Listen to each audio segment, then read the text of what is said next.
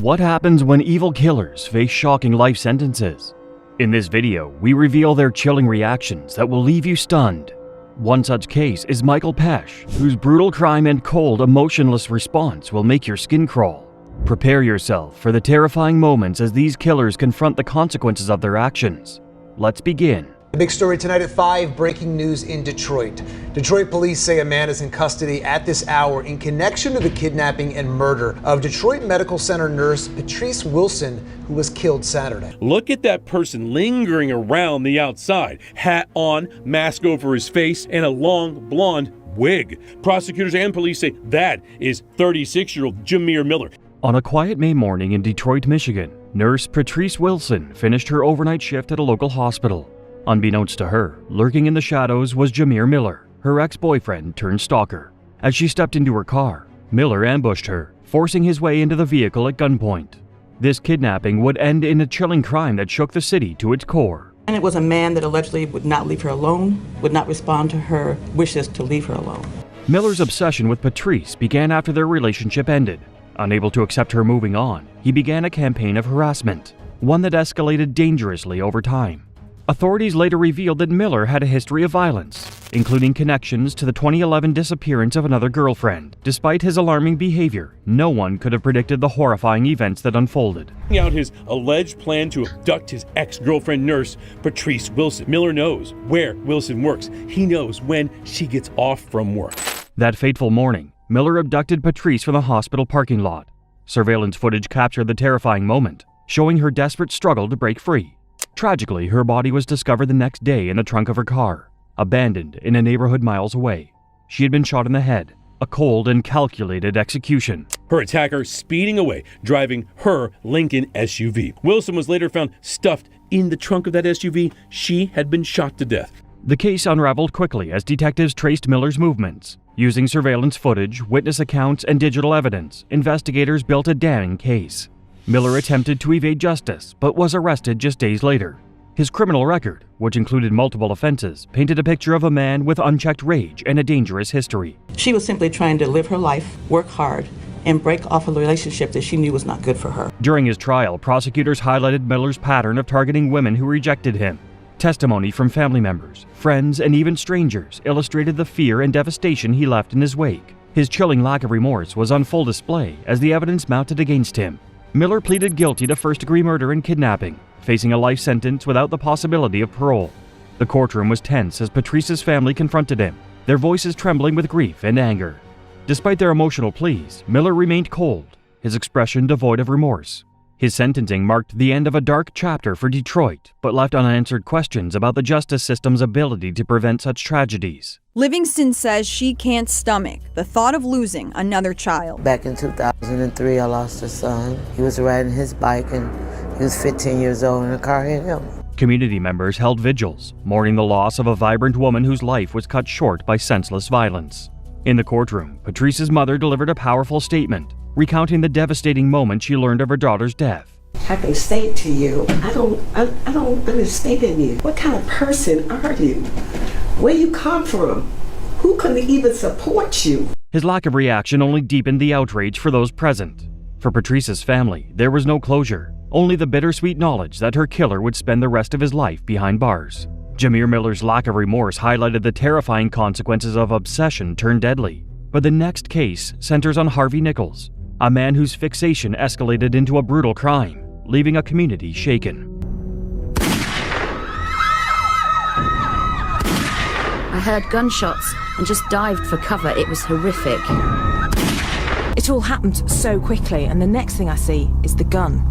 On September 13, 2005, the glamorous Harvey Nichols department store became the site of a horrifying crime. Amid bustling shoppers, Michael Pesch, a former security guard, approached Claire Bernal, a 22-year-old beauty consultant, with chilling intent. In a matter of seconds, the store transformed from a luxurious haven into a scene of chaos as Michael enacted his devastating plan. Exclusive Harvey Nichols department store in London tonight. Police said a man and a woman were pronounced dead at the store. Michael Pesch had become obsessed with Claire after a brief relationship. When Claire ended things, his behavior spiraled. He began stalking her relentlessly, sending threatening messages and following her every move. Claire, terrified, reported him to the authorities. Michael was arrested and charged with harassment. But despite being bailed with strict conditions, he continued to track Claire. On the day of the murder, Michael slipped past Harvey Nichols' security. Armed with a 9mm handgun he had smuggled into the UK from Slovakia, he followed Claire into the beauty hall. Witnesses later recalled seeing him pacing near her counter, his face dark with anger. As Claire chatted with a colleague, Michael pulled out his gun and shot her in the back of the head. She collapsed instantly. The thing we established was that 4 shots were fired, and then a further one was shot into the ceiling, and then he turned the gun on himself. Shocker screamed and ducked for cover as Michael fired 3 more shots into Claire before turning the gun on himself. Witnesses described the horror of seeing Claire's lifeless body on the store floor, surrounded by broken glass and the lingering echo of gunshots. Behind this shocking murder in the most prestigious shopping street in the UK lies a tale of love, obsession, and a very modern phenomenon, stalking. Michael's obsession had robbed Claire of her future and left her loved one shattered. Despite Claire's reports to the authorities and Michael's bail conditions, he was able to acquire a firearm and evade detection. The failure to protect Claire from a known stalker sparked outrage across the UK, leading to calls for stricter stalking laws and better support for victims. As they told me what had happened, I knew it was Pesh. I just knew. I said it's Pesh. Claire's mother, Patricia Bernal, became a vocal advocate for stalking victims, dedicating her life to raising awareness and pushing for legal reforms. She was so full of life, Patricia recalled, her voice breaking. No one should endure what Claire did. I've learnt about another world that we live in, and I've been cocooned, and I've cocooned my children. The public outcry following Claire's murder led to the establishment of organizations like Protection Against Stalking. While justice couldn't bring Claire back, her story became a catalyst for change, giving strength to countless stalking victims who feared they had no voice. Our next case takes stalking to a new level. Stephen Duxbury, a man whose actions turned a young woman's worst fears into a terrifying reality. The suspicious death of a 27-year-old Orlando woman. Sasha Samsudin's body was found Saturday night inside of her apartment at Uptown Place. In the early hours of October 17, 2015, Sasha Samsudin, a vibrant 27-year-old with a bright future, was found lifeless in her Orlando apartment. Sasha had been enjoying a night out with friends before the unimaginable happened. What started as an ordinary evening turned into a nightmare when Stephen Duxbury, a security guard at her apartment complex, used his position of trust to commit an act of unthinkable violence. Stephen Duxbury, a 33-year-old security guard at the apartment complex, exploited his position to target Sasha. When Sasha, slightly intoxicated, struggled to find her keys to enter her apartment, Duxbury offered to help. What seemed like an act of kindness quickly turned sinister. Surveillance footage captured Sasha entering the complex with Duxbury following closely behind, a chilling image that would later haunt investigators. As a security guard, he used his access to prey on someone who was very vulnerable. What happened next unfolded behind closed doors, but the evidence told a story of horror. Duxbury used his master key fob to access Sasha's apartment. There, he launched a brutal attack, strangling her in a desperate attempt to silence her screams. Sasha fought for her life, scratching Duxbury and leaving DNA evidence under her fingernails, a silent testimony to her struggle. They started gathering evidence inside Sasha Samsudin's neat and tidy apartment after finding her lifeless body in her bed October 17th. The morning after, Sasha's friends became worried when she didn't respond to calls or texts. Their fears turned into devastation when her lifeless body was discovered inside her apartment, wrapped in a blanket. Investigators quickly zeroed in on Duxbury after uncovering damning evidence: misuse of the key fob, inconsistencies in his alibi, and Sasha's DNA found on his person. The community, once trusting of their security staff, was left in shock and fear. Death is the result of asphyxiation and a particular type of asphyxiation, manual strangulation. The trial was harrowing. The prosecution meticulously laid out the evidence, painting a chilling picture of a man who betrayed his position of trust for his twisted desires. Sasha's family and friends filled the courtroom. Their grief was palpable as they relived the horrifying details of her final moments. Duxbury, who showed no remorse, claimed innocence and attempted to shift blame onto others. But the evidence was overwhelming. The jury deliberated for only 5 hours before finding him guilty of first-degree murder, attempted sexual battery, and burglary. He was sentenced to life without parole, ensuring he would never harm another innocent victim again. Sasha's mother stood before the court, her voice trembling but determined, as she described the void left in their lives. Friends recounted Sasha's warmth and ambition, contrasting the bright future she had with the darkness of her end. Duxbury's cold, detached demeanor during these testimonies added another layer of pain for those seeking closure. The case served as a chilling reminder of how predators can hide in plain sight, even under the disguise of protection. The haunting image of Sasha's final moments and her fight for survival left an indelible mark on the community and beyond. But if this betrayal of trust shocked you, the next case takes it even further. Martin Muniz, a man who preyed on those closest to him. I'm serious, I'm not crazy. And you could go to the address and verify. The address is 3719 Mac Court. But I want you to handcuff me first. It started as an ordinary January evening in 2023 on Cleveland's Mac Court, where a quiet neighborhood turned into a nightmare. 4 family members were brutally shot to death in their own home, and an 8-year-old girl was left critically injured but clinging to life. The attacker? A relative they once trusted, Martin Muniz. This massacre wasn't random. It was a calculated eruption of violence that shocked an entire community. Muniz's relationship with his family had always been strained. He often clashed with them over perceived slights and unresolved tensions. On January 13, 2023, Martin Muniz arrived at the family home with vengeance on his mind. Armed with a handgun, he first turned on his father, shooting him point blank. His sister, her boyfriend, and their mother were next, each gunned down in cold blood. I know the people again you said who he said he killed. It's a sister. Her name is Angelique. The husband, Tone. 2 kids. As chaos erupted, Muniz set his sights on the youngest member of the family, an 8-year-old girl. Though critically injured, she managed to survive the ordeal, becoming the key witness to this unfathomable tragedy. Muniz didn't flee immediately. Instead, he walked out of the home with a chilling calm, almost as if nothing had happened. Police apprehended Muniz later that evening, just blocks from the scene. During questioning, he displayed no remorse, instead blaming his actions on internal turmoil and long-standing family grievances. Investigators quickly pieced together the sequence of events using forensic evidence, witness statements, and the surviving girl's testimony.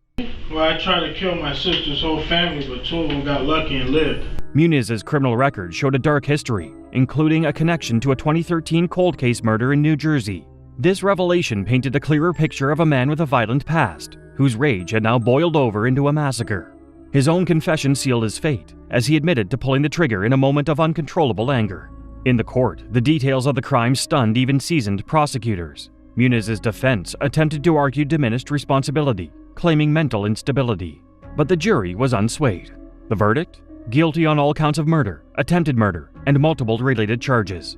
Muniz was sentenced to life in prison without parole, a punishment some family members felt was still too lenient for the horrors he inflicted. The family has now come from all over the world to say goodbye and be here as 8-year-old Iana continues to fight.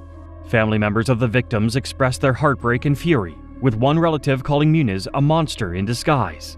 The 8-year-old survivor, now in therapy, faces a lifetime of trauma, haunted by the memories of that night. The suspect appeared to be almost grinning as the prosecutor mentioned his victims. Muniz, meanwhile, sat stone-faced, his lack of remorse further fueling the anguish of those left behind.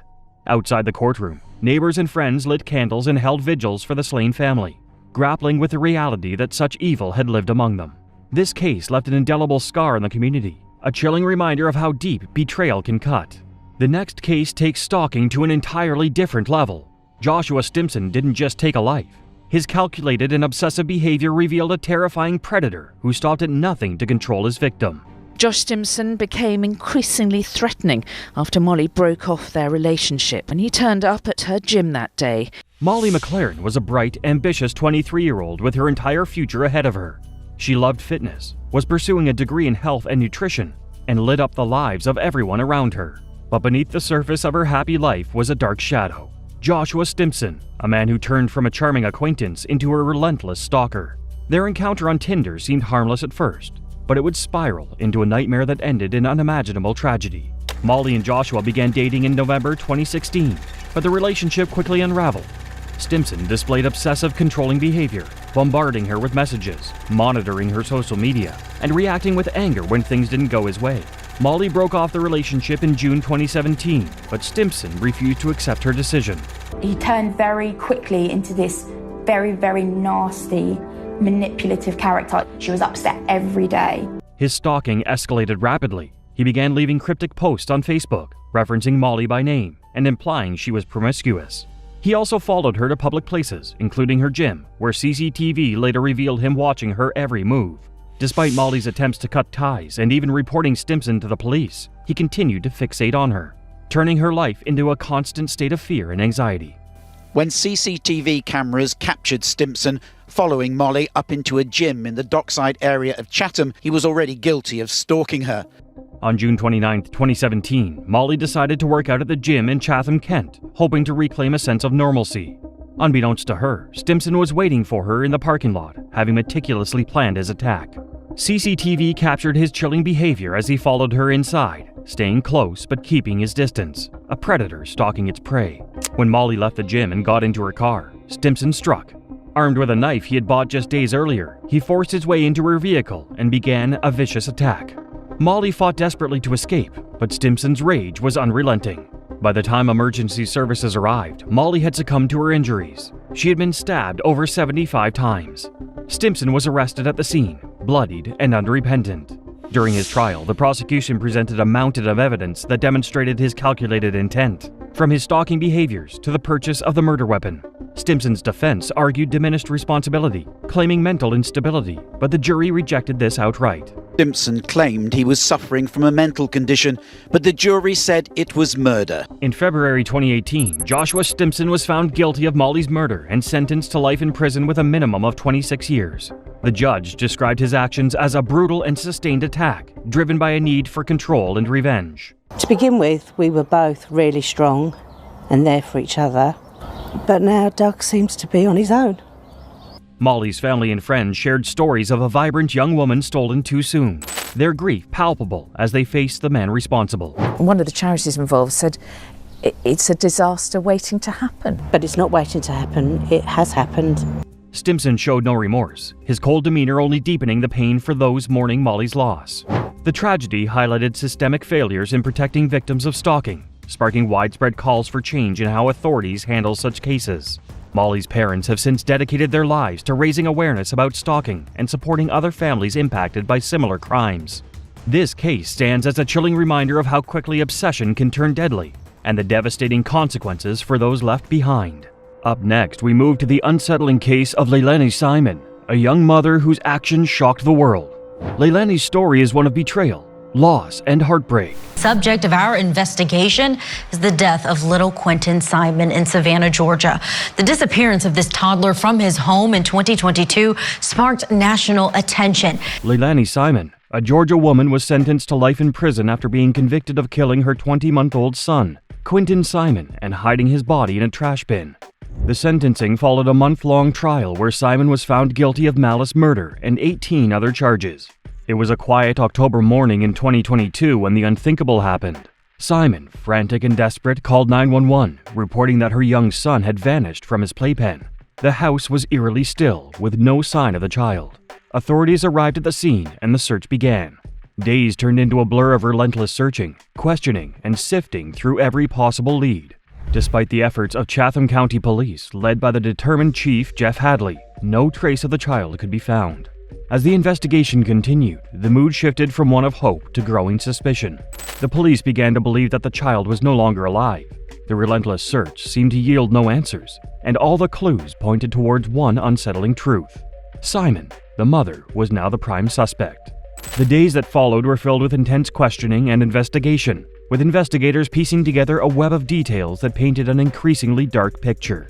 What had started as a missing child case now seemed to be something far more sinister. Simon's life, once filled with the joy of motherhood, was now overshadowed by the devastating loss of her son and the looming suspicion that she might be responsible for it. For over a month, the investigation into Quentin's disappearance had led police and FBI agents to a local landfill. Days turned into weeks as they sifted through heaps of garbage, their hopes dwindling with each passing hour. But then, amid the refuse, they made a chilling discovery of human bones. The team rushed to confirm their findings, and DNA testing eventually revealed the remains belonged to Quentin. As the case unraveled, the focus shifted to Simon, Quentin's accused killer. During her trial, the cold, calculating nature of her actions became clear. Simon showed no remorse for her crime, a chilling indifference that shocked everyone in the courtroom. Evidence mounted that she had not only implicated innocent people in covering her tracks, but had also continued her life without hesitation, as if nothing had changed. And does this document include all of them? Yes, it does. Before we get into, reading individual ones. Her lack of empathy painted a clear picture of a person unburdened by guilt or conscience.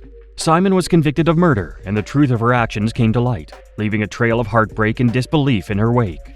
The investigation and subsequent trial left a permanent mark on everyone involved, a stark reminder of the darkness that can hide behind the most ordinary facades. Leilani Simon was sentenced to life in prison with the possibility of parole, plus an additional 10 years for concealing her son's death. During the hearing, prosecutors emphasized her lack of accountability, and the lead detective shared new details, including Simon's actions during the search for her son's body. Simon did not testify, but expressed a desire for her son's remains to be returned to her family. And now a jury and the public will hear the evidence that hopefully answers all those questions about what happened to little Quentin Simon. Throughout the proceedings, Simon showed no remorse, which deeply affected the prosecution. But during her mom's interview, when her mom said, "I'm still unsure," when she heard these words, she started crying. I know drugs has taken and had a huge impact on our entire lives. Even as Leilani's childhood, I failed her as a mom. I allowed addiction to take over my life at a young age. She was described as being sorry only for getting caught, not for her actions. The emotional impact on Quentin's family was significant, with the judge's decision marking the tragic end of a case that highlighted the devastating loss of a young life. Leilani Simon's case is an unforgettable tragic tale of darkness. Next is the haunting betrayal of a mother's betrayal of trust. A Berks County mother was found guilty of killing her 2 young children by hanging them in the basement of their home. We're very pleased that Lisa Snyder will never see the light of day. On a September day in 2019 in Albany Township, Pennsylvania, a chilling discovery shocked the community. Lisa Snyder, a mother of 2, was accused of killing her children, 8-year-old Connor and 4-year-old Brinley. The siblings were discovered in a distressing situation in the basement of their home. What unfolded next was a heartbreaking tale of crime, mental health struggles, and justice. Lisa Snyder's story was deeply tragic, as she described how her 8-year-old son, Connor, had been struggling with bullying and feelings of despair. She shared that he had expressed thoughts of harming himself and his younger sister, painting a heartbreaking picture of a boy in emotional pain. However, as investigators continued their work, inconsistencies began to emerge in her account. Surveillance footage from Connor's school bus showed no signs of distress or mistreatment. Teachers and classmates corroborated this, describing Connor as a cheerful, kind child. The physical evidence also didn't align.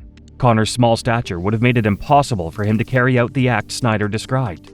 Then came the chilling discoveries on Snyder's devices. Investigators uncovered a disturbing series of online searches related to self-harm and seeking information on harmful techniques and even how to kill someone. Snyder had also binge-watched episodes of I Almost Got Away With It, a crime series chronicling stories of people attempting to evade justice. These revelations unraveled the carefully constructed facade. What seemed like a tragedy born of bullying now pointed towards something far more sinister. In December 2019, Snyder was arrested, leaving the community to grapple with the horrifying reality that this was no accident, but a deliberate and calculated crime.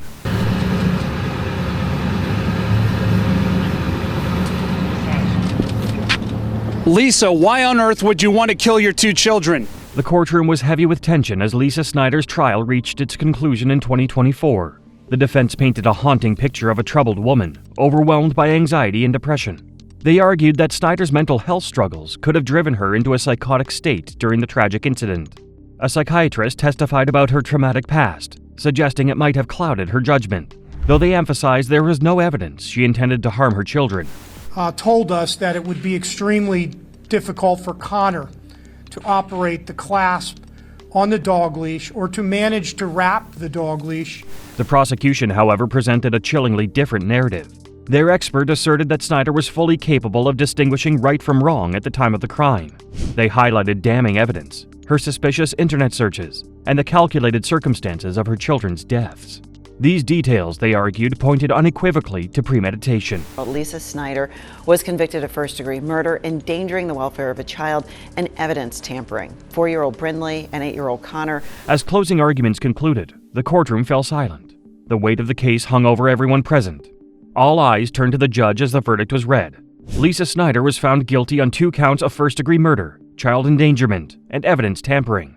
Gasps and whispers rippled through the room, marking the end of a trial that had dug into the darkest corners of human behavior and left no one untouched. Taxpayer money to help pay for the defense of this Berks County woman charged with killing her 2 children. 37-year-old Lisa Snyder is considered indigent. Berks County District Attorney John Adams expressed relief at the outcome, stating, "We are very pleased that Lisa Snyder will never see the light of day and will spend the rest of her life in jail where she belongs." Snyder is now facing a life sentence without the chance of parole. Her sentencing is scheduled for October. The case left a lasting impact on the community and those involved. The tragedy of Connor and Brinley's deaths was compounded by the betrayal of trust from their own mother. While justice has been served, the sorrow and loss felt by the children's loved ones will never truly fade. This story is a sobering reminder of the complexities of mental health and the devastating consequences of unaddressed struggles. Lisa's story is heartbreaking, but what about maternal love, twisted by the devastating grip of postpartum psychosis? The idea of postpartum depression and psychosis come to play in the criminal justice system. It led Yates to drown her 5 children, one by one. On June 20th, 2001, Andrea Yates, a Texas mother, committed a tragic act that shocked the nation. In a delusional state driven by postpartum psychosis, she drowned her 5 young children: Noah, 7, John, 5, Paul, 3, Luke, 2, and Mary, 6 months, in the bathtub of their family home in Clear Lake, a Houston suburb. Her husband, Rusty Yates, was at work when the horrific events unfolded.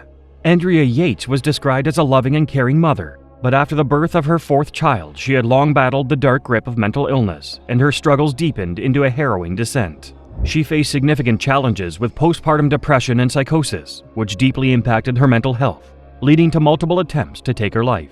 Doctors urged her to stop having more children, warning of the risks, but Andrea and her husband, Rusty, welcomed a 5th baby, Mary, into their family. Show no apparent hint of turmoil within the Yates home.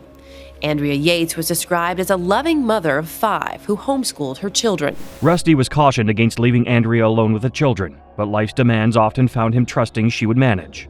On a fateful day, she was left unsupervised. In the throes of her delusions, Andrea became convinced she was a danger to her children's souls. Twisted by psychosis, she believed her influence would doom them to eternal suffering. In an unthinkable act of distorted love and desperation, she sought to save them. One by one, she took their lives. The tragedy shook the nation, igniting fierce debates about mental health, the burdens of caregiving, and the cracks in the justice system. Andrea's story was one of immense sorrow, raising haunting questions about how society protects its most vulnerable and what happens when it doesn't. And in many states, including Texas, it's not just that you know. Andrea was arrested and charged with capital murder. During her trial, her defense argued she was not guilty by reason of insanity, while the prosecution pushed for a life sentence. The case took a dramatic turn when a psychiatrist's false testimony led to her conviction being overturned on appeal. At her 2006 trial, Andrea was found not guilty by reason of insanity and was committed to a mental health facility. She felt like she had this dilemma of, I love my children, and yet if I don't kill them. Rusty Yates, deeply affected by the loss of his children, filed for divorce in 2005. He later remarried and had another child, but that marriage also ended in divorce. The trial became a harrowing spectacle, culminating in her conviction. But the story didn't end there. The case took a shocking twist when it was revealed that a psychiatrist's testimony, which had played a key role in her conviction, was false. This revelation overturned the verdict on appeal, giving Andrea another chance to tell her story. At her 2006 trial, a jury found her not guilty by reason of insanity. Instead of prison, she was sent to a mental health facility, a place where she could receive the care she so desperately needed. Meanwhile, Rusty Yates, Andrea's husband, struggled to rebuild his life after the devastating loss of their children.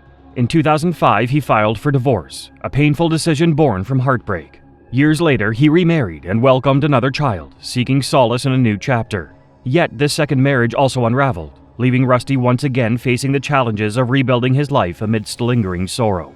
Their intertwined stories remain a haunting tale of loss, love, and the enduring complexity of the human spirit. But according to defense attorney George Parnham, Yates is upset. Very upset, very upset. Rusty Yates dropped his head in his hands and cried at the verdict. The tragedy left an indelible mark on everyone involved. Rusty Yates expressed grief, forgiveness, and a longing for understanding. Andrea was a wonderful mother, he said, reflecting on how her mental state drastically altered her behavior.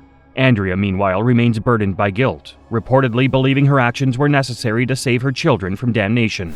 And that's, people find that just outrageous, I know, but I don't blame her one bit. But the verdict was later overturned, and in a subsequent trial, she was found not guilty by reason of insanity. She testified she believed her children's deaths would save their souls. The case continues to evoke strong emotions and raises critical questions about mental health, parental responsibilities, and the justice system's role in handling such tragedies. Andrea Yates' case describes how tragic mental illness can be. But what happens when a father's story unravels into the chilling case of the disappearance of his young daughter? Father DeAndre Lane says despite what people may think, he is innocent. I had nothing to do with my daughter's disappearance. I would never harm my children. My children are my life. On December 2, 2011, DeAndre Lane reported a shocking crime. His 2-year-old daughter, Bianca Jones, had been kidnapped during a carjacking in Detroit. The incident sparked a citywide search and widespread concern. Lane claimed that after leaving Bianca in his car while dropping off his nephew at school, carjackers took the vehicle with Bianca inside. Hours later, the car was recovered, but Bianca was nowhere to be found. Lane's story raised more questions than answers, leaving investigators skeptical. He claimed to be the victim of a carjacking or taken by house owner Patrice, but the pieces of his timeline didn't seem to fit. Bianca, his young daughter, had vanished, and police were unconvinced by his account. He says, "I tried to see if I recognized her, but I didn't. I just saw people coming in and out of my house. I never saw my daughter." They believed a far darker truth lay hidden behind his words. Tried to see if I could recognize her, but I didn't.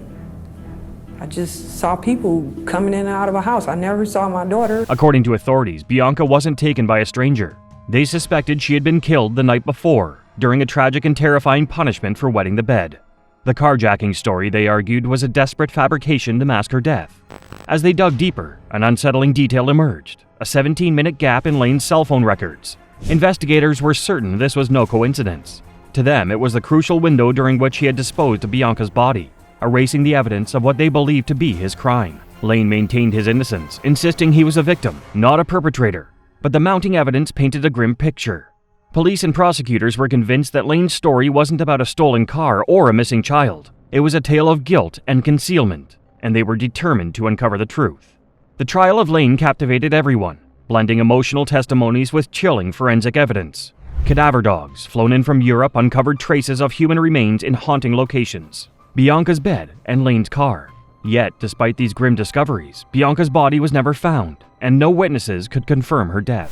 Lane is accused of losing his temper with Bianca and beating her with a stick because she pottied on herself. He was crying or hysterical or whatever for a long time, just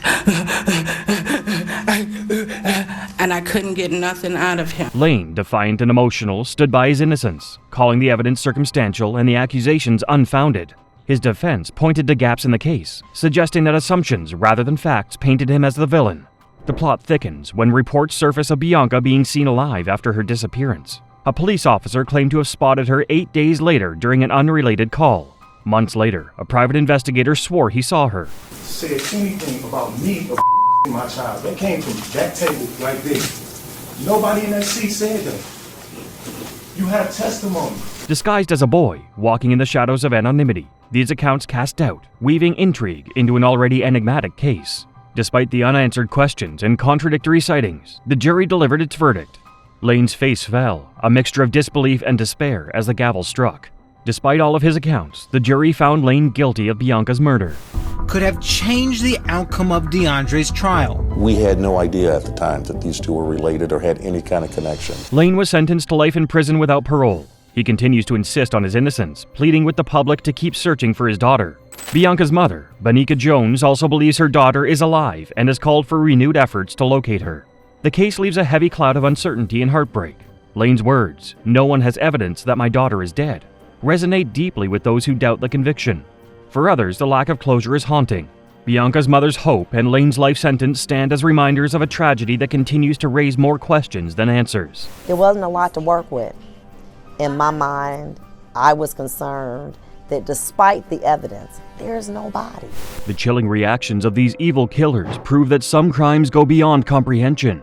But their stories don't end here. Stay tuned because our next video will unveil even darker truths and more shocking courtroom moments. You won't want to miss it. Watch now.